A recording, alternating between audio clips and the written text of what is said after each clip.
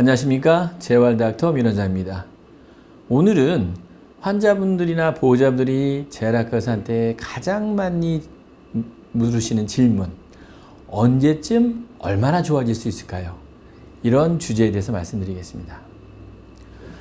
건강하게 아무 일 없이 무난한 일상생활을 지내다가 가족 중에 한 분이 병환이 발생하게 되면 태어나서 처음으로 환자의 보호자라는 직책 아닌 직책을 맡게 됩니다.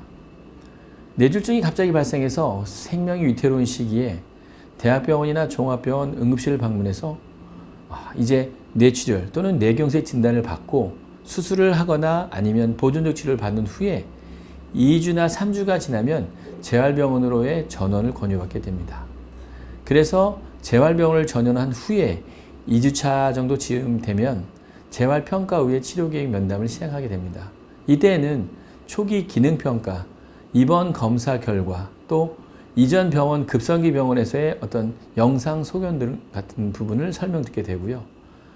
이때 가장 많이 환자나 보호자분께서 묻는 질문은 언제쯤 다 좋아질 수 있을까요? 이런 질문입니다. 저도 여러 번 받는 질문이지만 상당히 어렵고 진지한 주제입니다. 질병과 손상은 몸의 흔적을 남긴다. 제가 요새 드는 생각입니다. 이 뇌졸중, 뇌출혈 뇌경색 환자에 있어서 브레인 MRI를 여러 번 회복 단계에서 촬영하게 보면 손상된 뇌 병변의 흔적을 볼 수 있습니다. 더불어 우리 몸 어디라도 질병과 손상이 지나가면 그 자리에는 어떤 식으로든 자취를 남기는 경우가 많습니다. 그래서 저는 개인적으로 완치라는 용어보다는 호전, 회복이라는 용어를 더 선호합니다. 또 악성 종양, 즉 암 환자의 치료 결과 평가에서도 보통 의사들은 완치라는 용어보다는 관해, 즉 영상 검사상 눈에 보이지 않는다의 의미를 갖고 있는 그런 관해라는 용어를 더 많이 사용하는 이유도 완전한 치유라는 개념은 장담하기 쉽지 않기 때문입니다. 개인적으로 저도 두어 군데 정도 상처가 있는데요. 하나는 운동하다가 하나는 실수로 다친 경우입니다. 그 상처를 보면서 저도 가끔씩 다치지 않도록 주의해야지 하고 다짐하곤 합니다. 우리의 몸은 소모품이라고 볼 수 있습니다. 발병 전후로 똑같이 돌아가는 것은 현실적으로 어렵습니다. 몸은 소모품이기 때문입니다.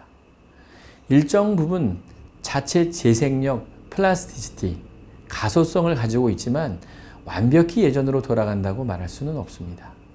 남은 손상과 흔적이 중대한가 경미한가의 차이일 뿐입니다.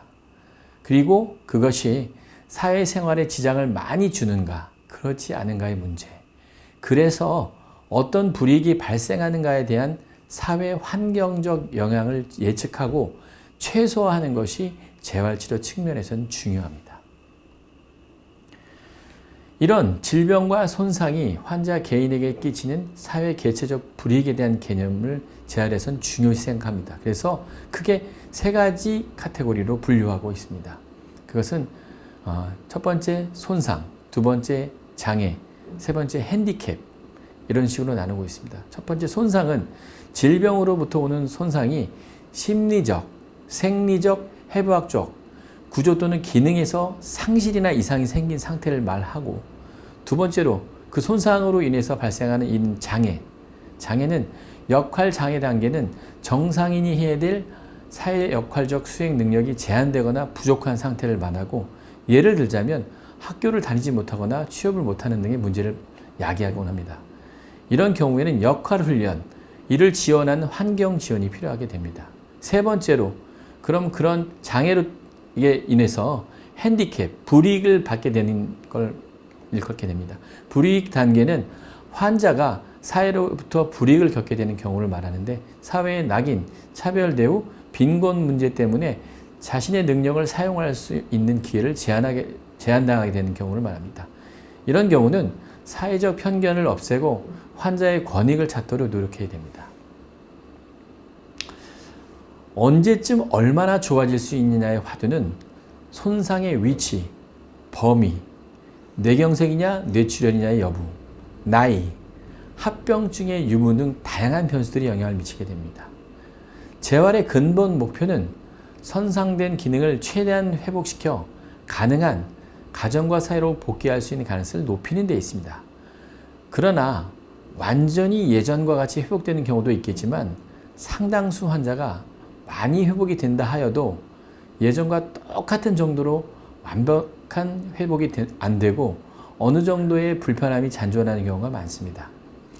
그래서 발병 초기에 신경학적 재생이 활발한 기간을 어느 정도 지나서 안정화 단계로 들어서게 되면 신경학적 재활뿐만 아니라 환자의 심리적, 직업적, 정서적 재활의 중요성이 점점 강조되고 이어서 향후 회복된 신체와 정신 역량으로 어떻게 향후 인생을 설계하고 다양한 형태의 편견과 불편함 속에서 부단히 노력해 나가면서 행복한 삶을 살아갈지 고민하는 것이 중요하겠습니다. 중요한 것은 언제 얼마나 좋아질까에 집착하는 것뿐만 아니라 단계별로 중요한 시기에 중요한 주제에 집중하면서 차근히 자기의 인생을 다시 설계하고 새롭게 부여된 본인의 환경에 적응하고 다시 인생을 설계하는 것, 그것이 중요하다는 말씀을 다시 한번 드리고 싶습니다. 예, 감사합니다.